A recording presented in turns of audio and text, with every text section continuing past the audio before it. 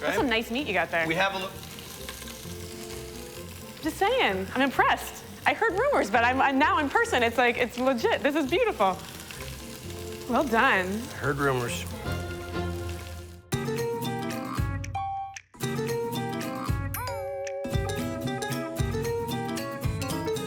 Here we are, Guy Fieri from the Food Network, Diners, Drive-Ins, and Dives, Guy's Big Bite, Guy's Grocery Games, with the boss in charge of this. This is her house. This is Farideh. Do we normally have beers before we come? I mean, this is Vice. This I mean, is I've been drinking a few beers all day, so I'm like, the whole I'm time. ready. So I really appreciate you guys having me because this is a big deal for me. I'm a pressure cooker fan, and I've been cooking with pressure cookers since I was a kid. I am a low and slow barbecue guy. I'm in the Barbecue Hall of Fame. That's my barbecue team's logo. I mean, lovely. Advertising, because if you need it, you ever just like, do that. I have no ink. What? No, I know. I'm gonna need to swap somebody out. This is great because what we're gonna do is we're gonna make a barbecued brisket in a very short period of time. So pressure cookers have this reputation of being really loud, really mean, really making all the steam, all the sounds, and people are always worried that they're gonna explode. Totally. And they won't. And then the great thing is, especially about the new ones, because they have so many different controls to them about how to release the steam, that gasket will blow out to the side. And also there's a valve that will release and it'll blow off the steam. So we're gonna make a little dry rub first. A little paprika, granulated garlic, granulated onion, a little salt. See that pouring to the camera like Vanna White. A little chili powder, a little cayenne, fresh cracked black pepper. There we go. So a simple dry rub, something that you could make ahead of time, and if you make an abundance of this, you know, keep it in a cool, dry place. We'll take this, we have some brisket that's been trimmed down just a touch. We'll liberally dry rub.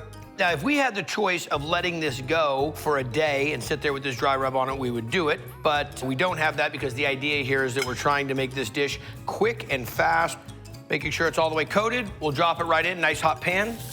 Don't worry about that smoke, that's not real. It's delicious. I love it. So what's happening now is we're really just trying to put a little crust, put a little bark on both sides. Okay, where are we?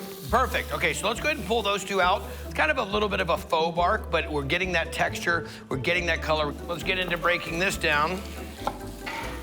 Doesn't have to be anything super sexy because we're really using this for flavor. Veggies don't survive inside of the pressure cooker real well. And do you understand how a pressure cooker works? It cooks everything a lot faster, right? Under pressure, Yeah. you get a higher temperature, and it cooks faster. What's going on in here right now? So what we did, we cooked off the meat, put a nice sear to it on all the sides. Now went in with some red and green bell pepper and a little onion. Drop that in, gonna sweat those for a second. Now we drop the brisket back in.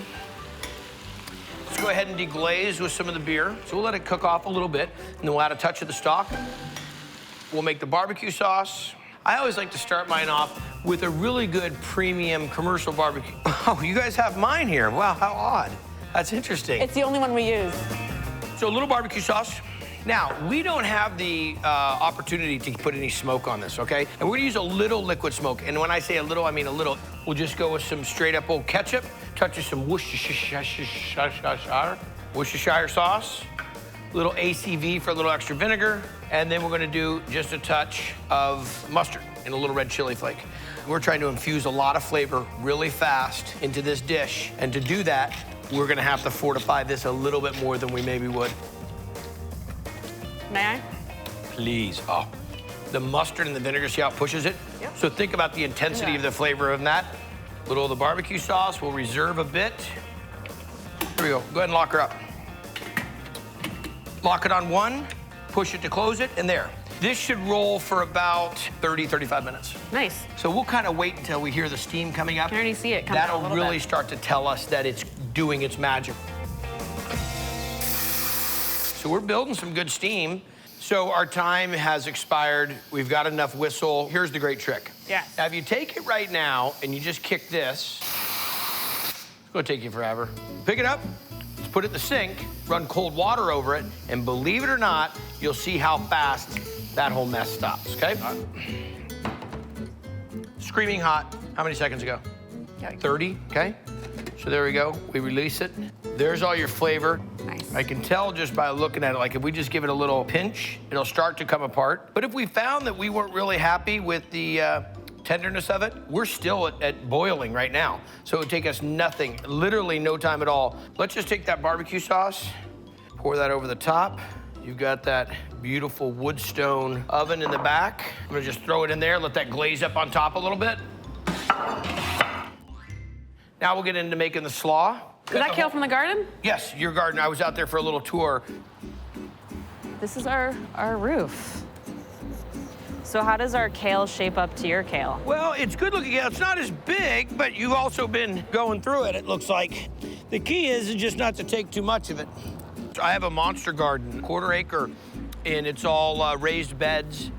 And we do it all. And because we're in California and we get a pretty good growing season, I start tomatoes at different stages, just so I have them all the time so they don't all come up at one time.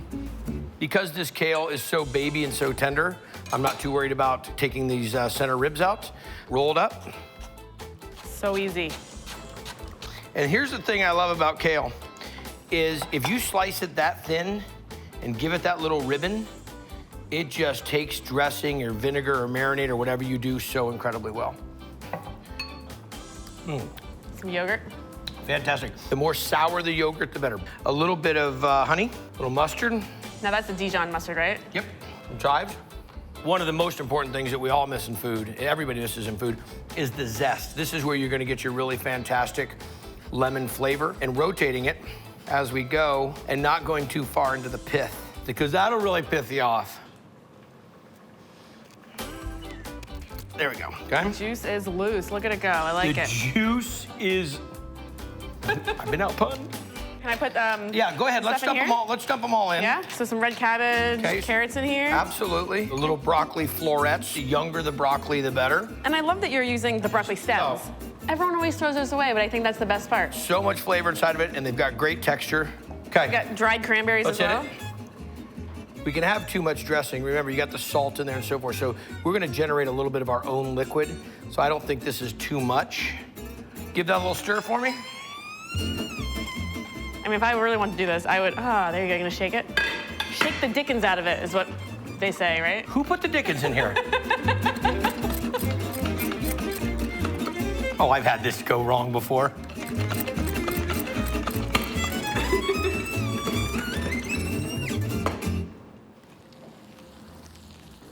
Look at that. See how it just cooked right up on top? Dried it out a little bit. So we're doing garlic butter on the buns? Absolutely. And then we're gonna take a brioche bun, hit that with a little bit of garlic butter, and just grill it off real fast in a cast iron pan. Nice. Okay, nice little toast to the bun. All about those buns, It is hun. all about those buns. And you could just pull this apart, right? If Just you do, wanted to, kind of- what I was trying to do is show this in a little bit more of traditional Texas brisket style. And there's something about, it's all texture. The whole game is texture. Huh? Tell me that wasn't the pretty shot. No, that's fantastic. Oh, good. We'll load it up. Nice, healthy portion. So look at that jus, that reduction. And the beauty about this, what makes this so unctuous, is all that fat that was coming out of that brisket is now liquefied into that. All the veggie. It's super strong, don't get me wrong. It's not soup, but touch That right of- there, that's the money shot. You kill me. You are priceless. A little bit of the slaw on top, not wanting to compete, but just to refreshen the palate. My sister from another mister. There you go. Now you've seen Triple D enough times. Let me show you what we call the hunch. Okay? You know what the hunch is? Let's do it. Do you know what the hunch is? Going right down into it? I don't know what that was. You just did it right there. So the idea is, and I watch this when you go to Philly and you watch those guys eat the cheesesteak and they're in their business suits, is they have a thing where they keep their arms up like this, okay? Yeah. So it doesn't go running down and sneak inside of their suit. Coddle and cradle. Here we go. Take a bite. That's good. That slaw's amazing on this. The brisket, when you put it in that sandwich, no one's gonna know that that was knocked out in half an hour. It was awesome. Real deal. Not bad way to end your workday, is this guy. You do it right? I think we did it more than right. Where's that one dude? The guy in the car with the glasses that's running it about me? This is Action Bronson. We're gonna take you to Flavorville. There he is. Oh, It's only because I love you. Oh, brother, I love it. It's only because I love you. I think you are spot on with that. How are you? I hear about you and your appetite. You didn't bring any shades, huh? I didn't, not today. I am bummed out. I want them to see my eyes. I wanted to, well, at least they're halfway open. and not that bloodshot. All right, so I'm gonna make you a sandwich here, boss. Please. There we go. I'm just trying to make you the petite dancers figure. Oh, yeah, please. Okay, there we go. Do you cook yourself? I do.